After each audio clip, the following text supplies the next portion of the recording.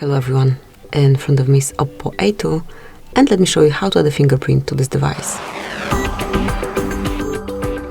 First of all, open the settings.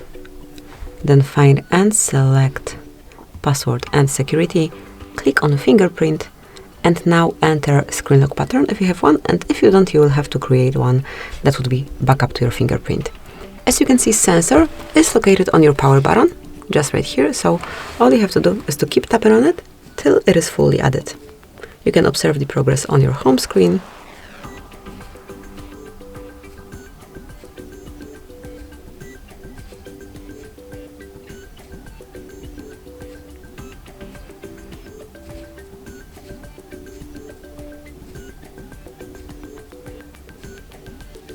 And tap on done.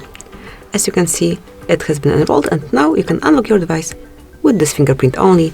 Obviously, you can also use the pattern that you have, or pin code, obviously. Thank you for watching. Please subscribe our channel and leave the thumbs up.